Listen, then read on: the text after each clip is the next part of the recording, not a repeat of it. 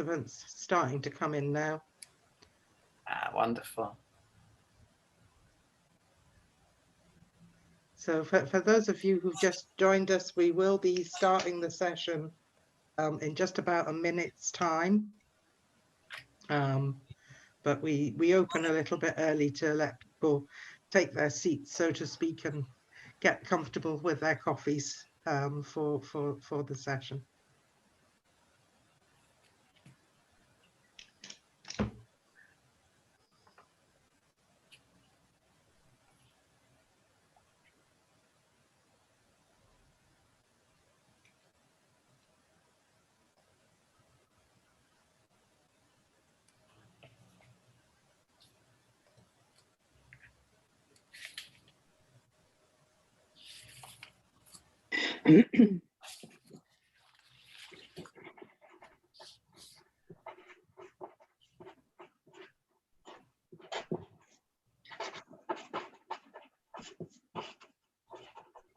Somebody's mic is still on, just.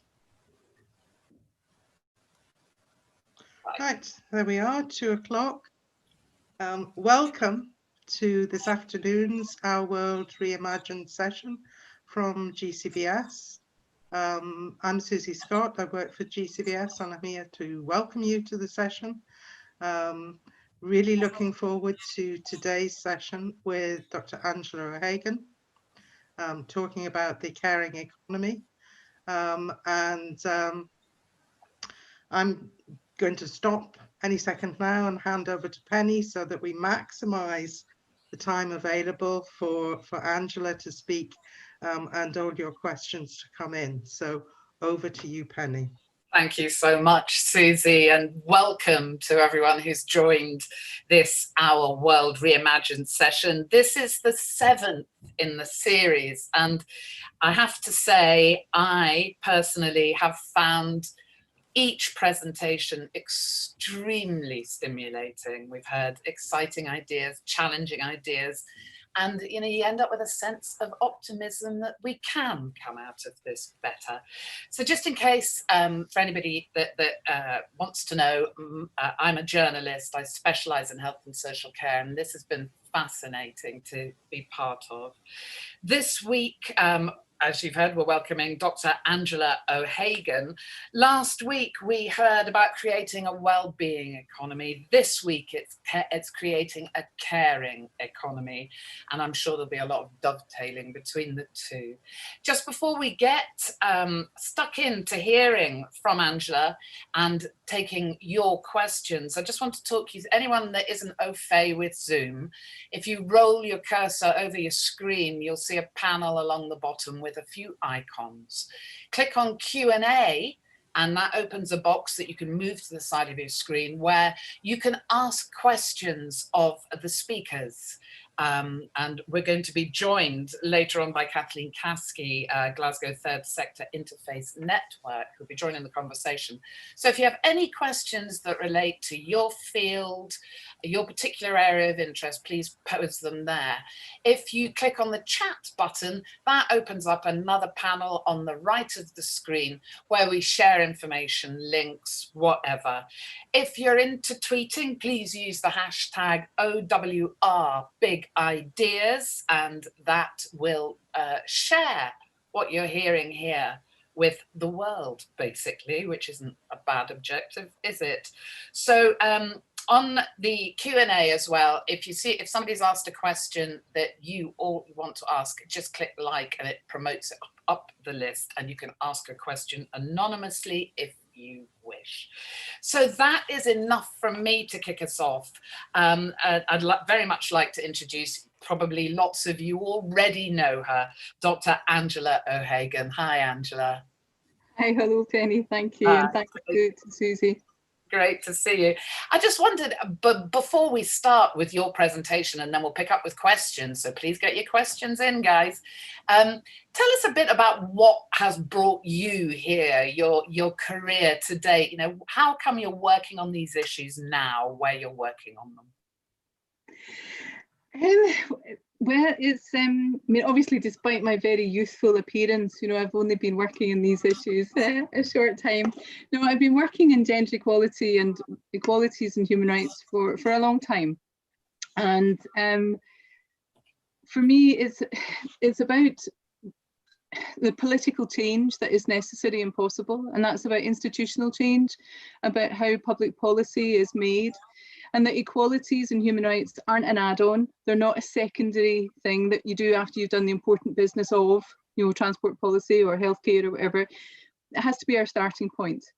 And I think I learned that very much when I was with the Equal Opportunities Commission in the 90s, and I used to work with employers, and employers would often say, oh, how far do we have to go with this equality stuff? Well, as long as it takes, until you stop discriminating in the workplace, until we stop seeing some of the unequal outcomes. And I always felt we needed much more connection between gender equality and ideas around equal opportunities and ideas about counting people, but actually taking a much more transformative approach. And that means transforming how we make public policy decisions and how we make public spending decisions. And so that's why, for me, gender budgeting makes complete sense, because it's about how, if we take the idea that the budget is the principal expression of a government's priorities, because it's where it's spending our money and how it's raising money from us. So how that money is spent to address existing and persistent inequalities and not reinforce them is absolutely what we need to be doing. And so the starting point there is always asking of policymakers and politicians, parliamentarians, is what's being proposed going to address inequality and advance equality of outcome? And if it's not, then why are we doing it? Brilliant. Okay. Well, I'd like to invite you, if you wouldn't mind, to fill us in on this caring economy. Take it away, Dr. O'Hagan. I still have to get used to being Dr. O'Hagan. I was late to academia in my career and decided to embark on a PhD pregnant and 40. It was an interesting time. And I've never found the door out, but I'm very delighted to be part of the Wise Centre for Economic Justice at GCU. And I've also been part of the Women's Budget Group, the Scottish Women's Budget Group, since its foundation, and the UK Women's Budget Group, and international organisations as well. And it's the UK Women's Budget Group that have brought us to this idea of a caring economy. About 18 months ago, we initiated, the Commission established the Commission on a Gender Equal Economy, which I think sounds really cool. I really like that phrase. A gender equal economy is I think, a tremendous aspiration. And what we did was trying to take an approach that is based on understanding that unequal outcomes are the consequences of structural inequalities. The way that political systems, the way that economic systems, the way that social structures and institutions are structured result in different outcomes for different people, and that they're highly gendered in relation, and highly gendered in relation to care. And we hear that in all sorts of ways. And we hear it from men talking about men's access and men's caring as fathers and parents. But we also know that women are the majority of unpaid carers, women are the majority of the social care workforce, and indeed of the healthcare workforce, the majority of the childcare workforce. And it's no surprise that we then realise that those jobs are amongst the lowest paid jobs, because we've continued collectively, institutionally, structurally, not to value care, the provision of care and the receipt of care, something that we all do at different ways and at different times over the life course, but something that's not valued. It's not in how we remunerate it and how we regard how people spend their time. So the Commission was established, and as I say, looked at trying to take an approach where we looked at these structural or structures of inequality that result in economic inequality, because it's that economic and the inequality of economic status that is our vehicle, from a gender budgeting perspective, our vehicle for change. So Part of the structures of inequality, of course, is the economy and how economic models function to maintain and reinforce gendered inequality. And fundamental to those models and how the economy currently works, as I say, is that consistent undervaluing of care. There are over 1 million unpaid carers in Scotland. There are 200,000 people employed in the social care sector in Scotland, with a sectoral value of about 3.4 billion to the Scottish economy as an economic sector. But yet we never hear about care being a key sector in the economy. Food and drink, biosciences, yes, renewables, all important sectors. But care is absolutely fundamental. And we saw that at the start of lockdown in relation to COVID, just how central care and care services are to support what economists like to call the productive economy. Because being engaged in care is apparently not productive, just to let you know, you're at leisure. So when childcare services and schools closed, there was a huge impact on carers and parents. Local authority social care and support services were also withdrawn from disabled people, and personal assistants were maybe ill or isolating, and other services withdrawn, leaving disabled people isolated and in extremely perilous conditions. And as Glasgow Disability Alliance has highlighted, COVID and lockdown supercharged the existing inequalities, particularly amongst disabled people. And I think all of this underscores how central care and support is to us all. As I say, we all provide and receive care and support at different times and in different ways over the lifetime. And so that reality and realisation is what has led the Commission for a Gender Equal Economy to put care at the heart of our report, at the centre of our report, which is a call to action for a caring economy now. In the way that we functioned as a commission was we took evidence from, we worked across the 4 nations of the UK, taking evidence from women and men, women's organisations, community organisations, third sector, academics, think tanks, government officials at different levels. And on the basis of that evidence and a wealth of commissioned papers, which are all on the website, and I would thoroughly recommend you engaging with them. So there's papers on income, on social care, transport, housing, public procurement. Often maybe folk don't immediately want to jump to public procurement as their bedtime reading, but it does hold the key to quite a lot of this. So housing, as I say, tax and wealth. So the thorny issues of tax and wealth are there as well. And on the basis of all of that, we've come up with this vision for a caring economy. And that vision prioritises care of one another and our environment. It's a vision that ensures we all have time to care, as well as time free from care. That enables a greater sharing of care between women and men, and that sees investment in care as essential infrastructure. Investment in social infrastructure is fundamental and produces higher economic returns than other areas of investment. So in last week's Our World Reimagined conversation with Catherine Trebeck, the discussion focused on a wellbeing economy. And the caring economy drills down into a wellbeing economy, bringing together wellbeing, sustainability and gender equality to combine in that caring economy. And in our recommendations, we've gathered our recommendations under 8 steps, 8 areas for action. That we need to re-envision what we mean by the economy, and that means including care and the provision of care and valuing that care. We need to invest in social and physical infrastructure. That means care facilities, care services, a universal care service. That means that people receive care and support that meets their needs regardless of where they are, and that public procurement has a lot to do with that, and the flexibilities and engagement with appropriate providers for appropriate needs at different levels. But investing in social care shows significant, almost 3 times the economic returns that investing in other areas of the economy. And I can come back to that later. We need to transform paid and unpaid work. so that combining paid work and care, if that's what you want to do, that's possible to do. And that means engaging with the legal entitlements to parental leave, to carers leave, and flexibility, and being serious about flexible working and working flexibly. And perhaps there are many lessons to come from our recent experiences with COVID.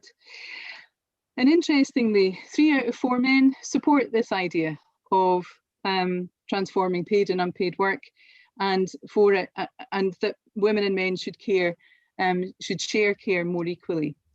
Now, we've seen some interesting figures about time use during lockdown and the pandemic, and how some of that care, that division of gendered labour has not really shifted, or if it has shifted, it's shifted back to women. So that men are saying that men and women should share care more equally. Well, let's see some meat on those bones, as it were. Our fourth action is investing in a caring social security system based on dignity and autonomy. And that kind of language is perhaps becoming more familiar to us in Scotland, with a social security system that is emerging and that is committed to being built on human rights, dignity, respect and autonomy. Another area that requires transformation is the tax system across the UK, where all sorts of tax allowances, and taxation measures end up benefiting those who are better off. And also, we need to have a look at the bigger area, other big areas of taxation around corporation tax and taxation avoidance. We need to refocus fiscal and monetary policy on building a caring economy, investing in a social infrastructure. And again, not to keep everything to Scotland, but there's some important messages here in Scotland with the levers that we have, and that includes the Scottish National Investment Bank. Thinking about care and the care economy as an appropriate partners and appropriate targets for investment, and that investment in care is not somehow or other secondary or less valuable or legitimate than investment in other areas.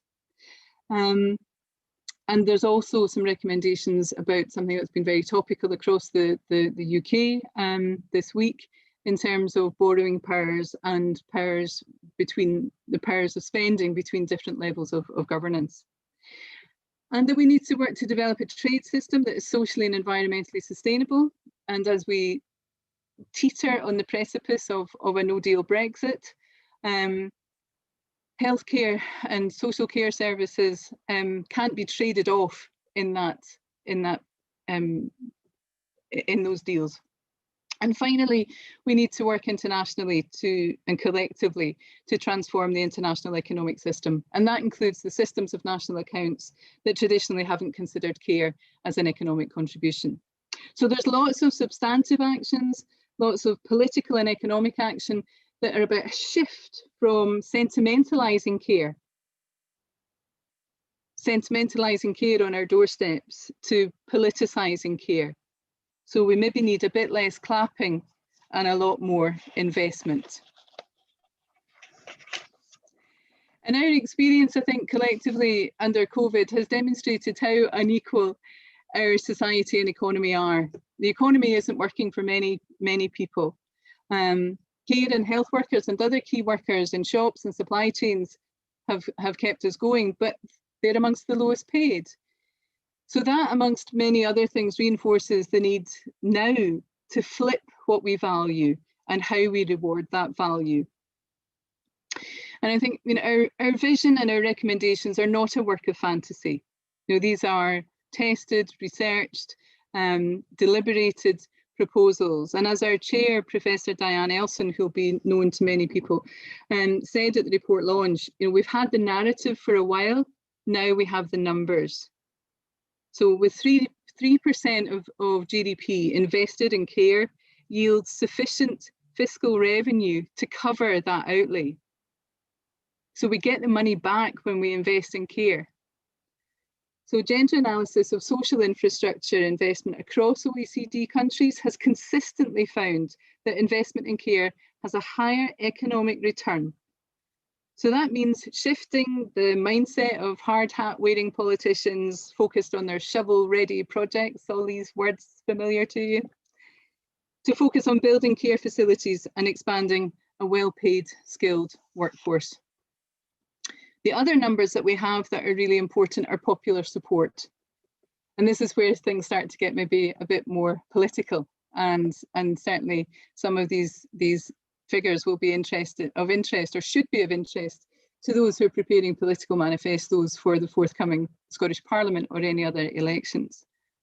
So our polling around the Commission's recommendations showed that people in Scotland place a very high importance on well-being and standard of life. 68% of the population prioritising well-being and quality of a standard of life, and 80% of those over 65 felt that. Over 60% of people in Scotland thought health, education and social care are more important to the economy than technology and transport infrastructure. 87% of people in Scotland think provision of quality care is the mark of a good society. And 75% think economic equality is also the mark of a good society. And over 60% think that should be a political priority. And 85% of people in Scotland think social care support should be accessible and needs, not wealth-based. And finally, there is strong support for tax rises to pay for health, social care, childcare and living wage. So in our call to action, we set out the why we need a gender equal caring economy to halt those persistent inequalities, the what, those 8 steps of action, areas of action, and the how, a serious conversation on taxation, on taxing wealth, maximising available resources, and that means taxation from corporations, and that by investing in care, boosting investment in construction initially, but building an expanded workforce, which in turn pays tax and opens up paid work opportunities for carers and parents and others. So we need a conversation on tax, and a conversation that acknowledges that our current structures don't work for anybody except the very well off. So the gender budget analysis of the UK Women's Budget Group over the years has also reflected how some of the tax giveaways that we've seen, which mainly benefit highly paid men, have been at the expense of social security and protection for older women, lone parents, and particularly Black and minority ethnic women with children. So bailing out the banks and relieving tax burdens, that language comes very easily to us, have been at the cost of public services. And arguably 10 years of reduction in public services and local authority funding has been a significant factor in the preparedness and ability to respond to COVID at the local level in the UK and in other countries. So I'll finish now just to say, a caring economy is a whole systems vision that puts care at the core of gender equality, environmental sustainability, and economic well-being. So what's not to like about a gender equal economy? Thank you so much. It's an absolutely beautiful vision. Yeah, now let's get stuck into the practicalities of making it happen. Rebecca McClune has asked a question that was certainly at the top of my mind, which is, you mentioned that investing in care has 3 times the return of other investments. This fact is incredible, says Rebecca. Why, with stats like that, is it so difficult to convince budget controllers to invest in care?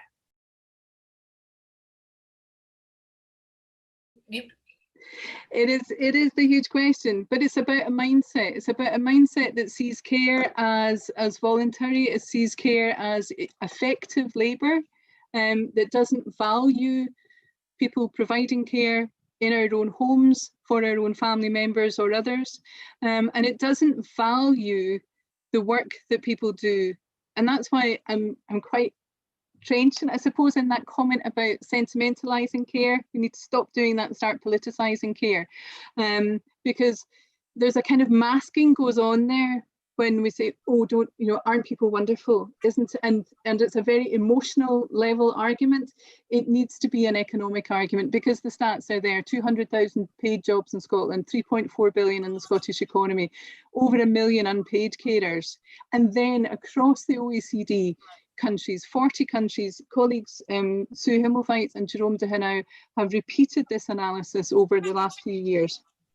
And in all these countries, you see a higher return on investment in care jobs than elsewhere. So it's about shifting that mindset that investment in infrastructure means things that you can build and point at, and that you can talk about them as being hard infrastructure and shovel ready and wear a hard hat and have your photo op. Because they are much more, you know, attractive, and they appeal to this idea that that's infrastructure. Well, it's also interesting because you mentioned the Scottish National Investment Bank. How has this been received there? If, I mean, as a starting point in Scotland, then. Well, we're at the start of a conversation, I think. I mean, the bank isn't yet up and running, so things are a bit delayed there. But it's a conversation that we've had from WISE, that we've had, and Engender and Close the Gap, Scottish Women's Budget Group, and others have made representations to the officials, to the committees, to the banks, and we have seen some movement there. But I think it's about maintaining, you know, starting and maintaining that conversation.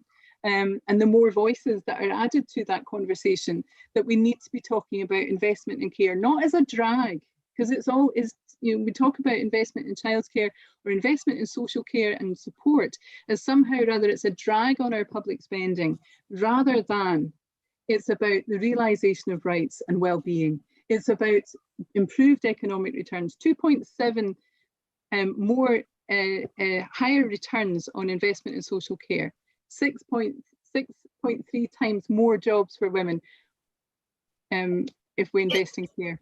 We're sharing links here on the right. I was very struck by those stats you used at the end of your presentation there.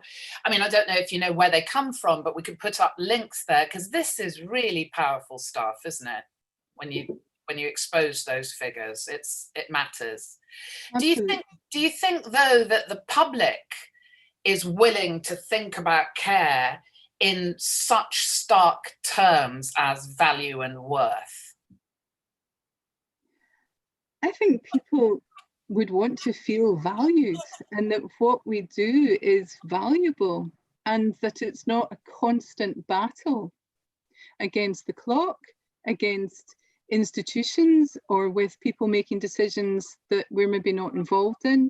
And a number of years ago, I was director of Carer Scotland, and there was a lot of strong feeling from our members and our membership, because people are constantly, or feel like they're constantly engaged in a fight, in a struggle. And what we've seen as well is or what we need to be factoring, you know, the people receiving care and people looking for care and people managing their own care, that needs to be accorded a social value as well. So I think it's all bound up in that care and being cared for is a valuable thing to do, and a valuable thing to be and to receive. And so, or we can look at it another way. Why do we pay a plumber who does a very good job? And we need plumbers, don't get me wrong, we need plumbers and electricians and all the rest of it. But why is their rate of pay so high compared to a childcare worker, a worker in a care home? So why is it that those real proper things in the real proper economy are valued, and that caring isn't? And I think less sentimentalizing, less being an emotional and a conversation about effective labour, you know, things that we do because we love people. We're not going to do any less caring or love people less, but we need, and so when it comes to employment practices and having flexibility in paid employment to be able to combine. I mean, we've had decades of talking about work-life balance and family-friendly policies and all the rest of it. Just how realistic are they for many people? Now, COVID obviously brings quite a lot of this to a head, doesn't it? Because on the one hand, we very much more aware of the value of carers and the work that carers do, be it paid or unpaid. And on the other hand, though, because you're fighting different ends of this, on the other hand, people feeling scared and shielding and isolated and lonely, and their needs are unmet. There's a question come through to me privately, not on the Q&A, which is, what do you think about how unpaid carers have been supported during the COVID crisis? Does having a gender equal cabinet in government really make a difference to achieving a more gender equal economy? There are two questions there, actually. That's, never mind. So the first is, two huge questions. What's your view on the treatment of unpaid carers in Scotland right now under COVID? And the second one, does having a gender equal cabinet equal a more gender equal economy? I think one of the answers I would give to how unpaid carers have experienced COVID is that those inequalities and that invisibility existed before COVID, and it's got a lot worse. Now, in part, and I don't think that's for any malintent, nobody's set about to give folk a harder time, far from it. People, governments have been working very hard to try and alleviate the impacts of this virus and its economic and social and other consequences. But because we don't always start with that question of how is what's going on affecting different people differently, and so we need to think about carers. We need to think about how this is affecting women on their own with kids. We need to think about how this is affecting women facing domestic abuse. Now, there was some very early, very good thinking on that when everybody was returning, or we were returned to our homes, which are not necessarily a haven for many people. And so I think for unpaid carers, there's, again, it's about a systemic change that we had legislation introduced a number of years ago that isn't being fully implemented. And along with, say, the public sector equality duty, where we need to see a fair bit of stepping up from public authorities and how they regard these types of legislation, that they are about making better policy and making better decisions that lead to better outcomes for people, rather than seeing them as some kind of encumbrance or punitive. So that's for unpaid carers. I think there's a lot more can be done, and I think the increase in carers allowance is an example of what it is possible to do under devolved powers, but it's also an example of how much further things need to go. As for a gender equal cabinet, everybody needs to take a starting point that political decisions and public resourcing decisions need to be about eliminating inequality and advancing equality. And there's been a lot of rhetoric, hasn't there, around that for, well, I've covered this field for coming up for 40 years. And say for half that time, we've heard an awful lot about balancing inequalities, and we have never seen it be worse in Scotland. The gap between rich and poor has never been greater. How on earth, given that as a background, can we make people walk the talk? That you said authorities know what needs doing. Why don't they do it? What are we up against here? Is it cultural, political? Why can't we do it like that? Well, we could. I mean, we've seen so much happen like that with COVID. That money has been made available. We're going to have to do some reckoning. I'm also very interested to know what's going to happen to areas where spending commitments had been given and that money is now having to be wired elsewhere. I think we need to be very vigilant about that. And I say that with disclosure as the independent chair of the Equalities and Budgets Advisory Group of the Scottish Government. And so we need to be looking there as well. So why is it not happening? I think part of it is, how long have you got? About a couple of minutes anyway. Couple of minutes. So, I mean, I could go in all sorts of directions. You know, are we Thatcher's children? And the individualistic approach to life that we were encouraged to have, and that, you know, we're a property owning democracy rather than we are a well-being democracy and economy. So people need to make a choice. And ultimately, if we want to be individualistic about it, then bring it back to yourself. What kind of care and support do you want for yourself and your family? What kind of conditions do you want in a residential and care home for your parents? And that these are human rights arguments. These are arguments and needs around well-being. And when we talk about taxation, we're talking about the kinds of public services that we all want to enjoy and that we all want everybody to be able to access. Yeah. And so I've been really heartened by the polling data that we had around the Commission, and to see such very high levels of support for social care, investment in social care, investment in a living wage, and that people were prepared to pay tax. Now, not everybody, older people and much younger people, so people at the start of their working life and people towards the end of their working life, were more keen than people in the middle. And why is that, people in the middle? So there's a fair bit of shift needs to happen there, but that's also people who are paying mortgages, who've got kids, who've got all sorts of financial pressures, and that we have seen in-work poverty increase over the last 20 years. So the kind of wage stagnation that we've had across Europe and in the UK needs to be addressed. Now, I think that relates to a couple of questions that have come in. The first from Rebecca McClune, saying, a lot of the actions you recommend seem to be very high level, things that the government needs to do.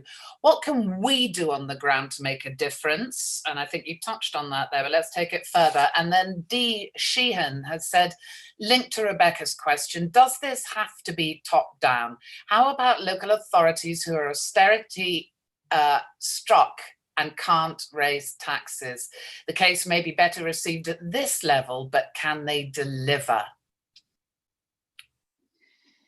Yep, and all good questions. There are a lot of very high level recommendations in the report, from all sorts of stuff around taxation at a very high level.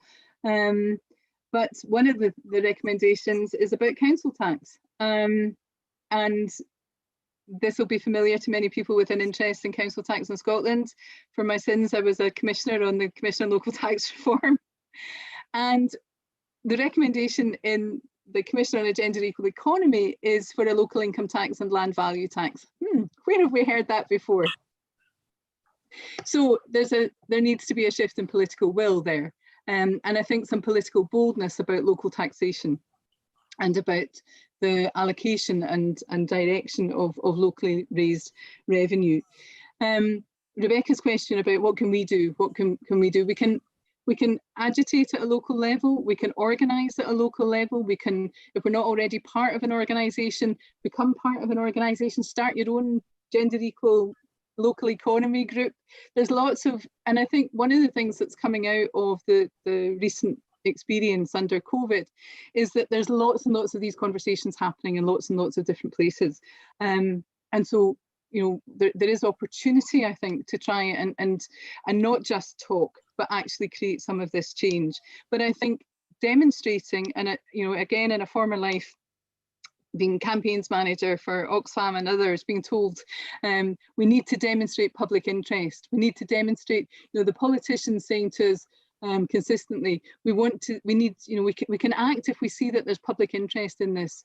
Well, when over 80% of people polled in Scotland are saying we want to see investment in social care, there's public interest. And so I think, you know, acting in those ways. Are there groups that you know about that people can join to make their voices heard in that way? Because yes, I absolutely hear what you're saying about, you know, start your own campaign. But if we all came together, there might be a big enough voice to be heard.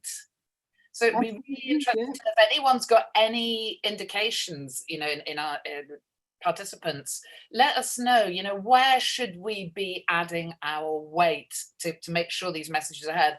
And I agree with you, I'm hearing this. on Radio 4, in forums I would never have expected to hear these issues being talked about, and they are. So there's an opportunity there. There's another question coming, because you mentioned in your presentation fears about health and care being traded off. I think that was in relation to Brexit. Beatrice Vegas is saying, how can that happen? It's not my area of expertise, so I'll need to, can't give a lot of detail, but it's a concern around the privatisation of healthcare services, and a concern that for an increase in privatisation of social care services as well. And that we've seen, now that's not to say that privately organised social care is in and of itself a bad thing, but when we're dealing with multinational corporations rather than locally created, devised businesses that are responding to local needs or specific needs, then you enter a very different ballpark. And we also enter a ballpark of multinational corporations, multinational healthcare organisations, which is in your area of expertise, Penny, and these multinational corporations avoiding their tax responsibilities in this country and elsewhere. And now I was so inspired by your vision, for a caring world economy. You said it's important to work internationally. All I could think, and all my alarm bells were going off in my head, thinking, the USA, a caring economy? Do you think it's at all realistic? I mean, I know we're only 2 weeks away from an election there, but... Well, I think we have a responsibility to demonstrate solidarity and to send our good wishes to people in the US. My goodness, are they facing choices? But I think as well we have opportunity to offer some learning. We're a little tiny country with a small economy in world terms, but the UK is one of the 5th largest economy in the world.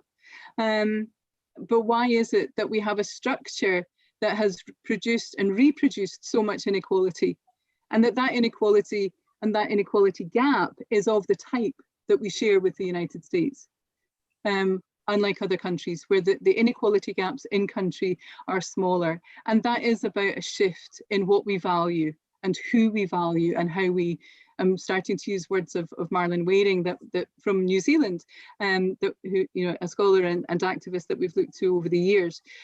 But, and this isn't propaganda or rather a commentary on the Scottish government, but it's rather that the Scottish government, the Welsh government, Iceland and New Zealand have formed what's called the Wellbeing Economies Governments Group, which Catherine will have talked about last week, I'm sure. And so it's not just the argument that, well, it's okay for small countries to do it because you're smaller, but we can at least, we need to make a start somewhere, and we can, I think, share some of those experiences. And bringing it right back home again, we've actually got quite a small window of opportunity here, haven't we? That COVID has given us the chance to really dig into this and think about it and share it. We're about to have Brexit descend on us in a way it hasn't yet. Now, how long have we got before we've got to make the changes that will yield action? I think we need to act right now, because we've had opportunities in the past. We had the financial crash at the start, 10, 12 years ago, and there was opportunity there to have a very different economic and monetary structure. And, well, we could just say they bottled it, to use a very colloquial phrase. So we do need bold action, and because we see all too quickly our own behaviours as well as political thinking rolls back onto what has come before. And at the moment, I mean, I think we could make a fair dent in the national debt if we all put in £1 for every time we've heard Build Back Better in the last few months. And colleagues in this field, and including, you know, Sally Witcher and others, saying, why would we want to build back? You know, we need to build forward, and we need to build differently. And we know that. And it links to the question from earlier on, the very first question. Why, if we have this data, have we not seen the changes? And so it is about political accountability. It is about we do have the narrative and we do have the numbers, and there needs to be that political action in response. And we're up against big guns, though. I mean, I've got a cutting here from the Financial Times about billionaire fortunes hitting record levels in the pandemic. There are people actually making money out of what is happening right now. Yeah.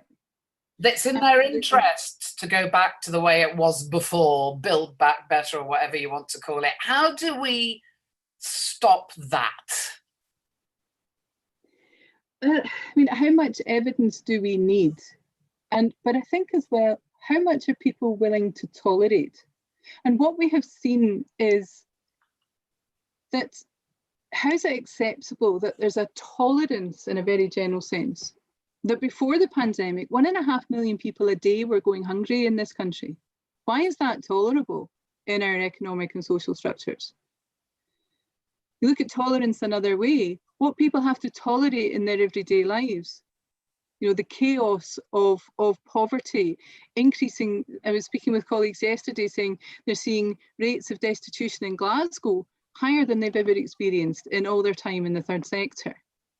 So we can't tolerate that anymore. We can't say, well, that's just the way things are, because it cannot be acceptable. It can't be tolerable that that's the way things are. And the FT article you've just held up there, that people are standing to make fortunes from this, cannot be tolerable to as voters and as taxpayers. And the UK tax revenue is less than the EU average, yet we're fed a narrative of, well, we can't tax people, taxation is bad, why do you want to pay more taxation? But we pay less tax in the UK than we do in the EU 28. Tax giveaways, tax reliefs and exemptions have consistently benefited the better off and reinforced that idea that taxation is something to be avoided. Corporation tax is 19% in Scotland. From the Commission, we've argued that corporation tax in the UK is the lowest in the G7 and amongst the lowest in the G20, and it should be reinstated at 24%. And even the UK's Treasury, or HMRC, sorry, Her Majesty's Revenue and Customs, estimate that would be a 12.6 billion uplift a year if we reinstated corporation tax at 24%.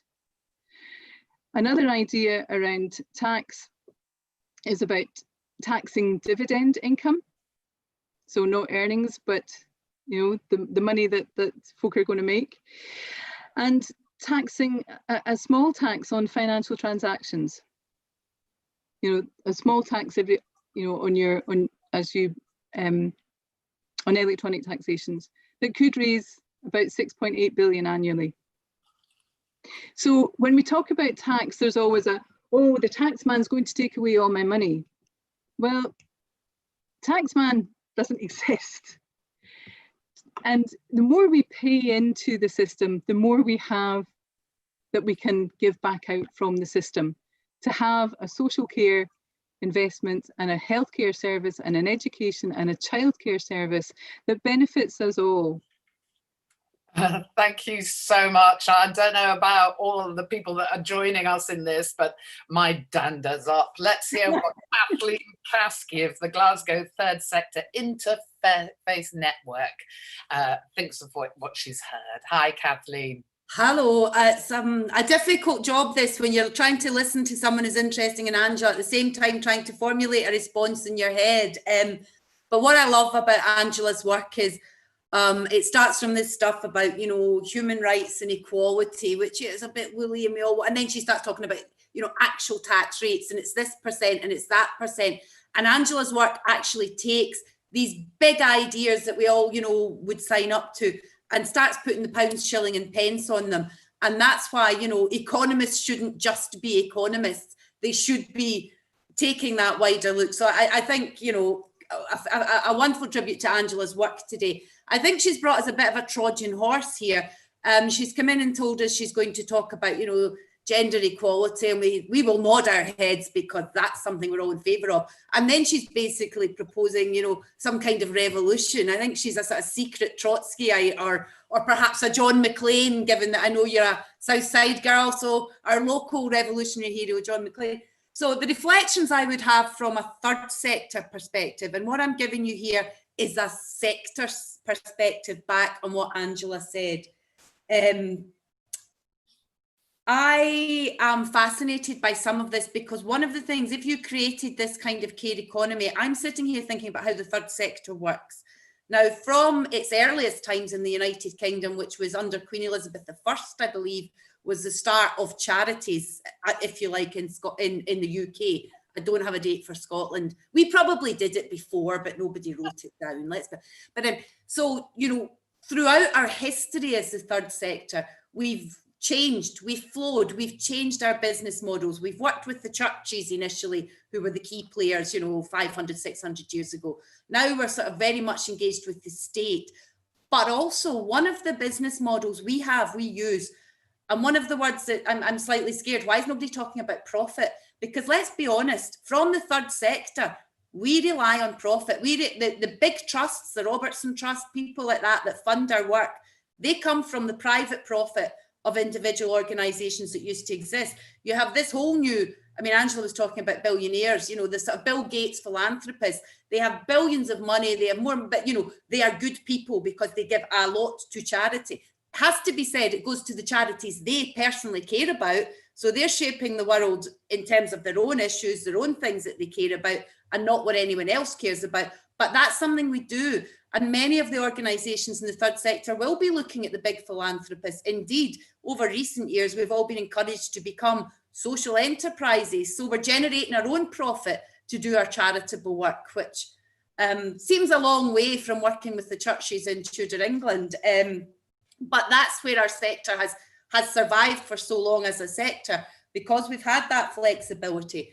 So to me, the challenge from this kind of revolution of the economy is, right, though the third sector needs to change its business model, its funding models, and we can do that. We've shown we can do that, but we need to be thoughtful about that, I think. An issue you touched on, Angela, was around public procurement.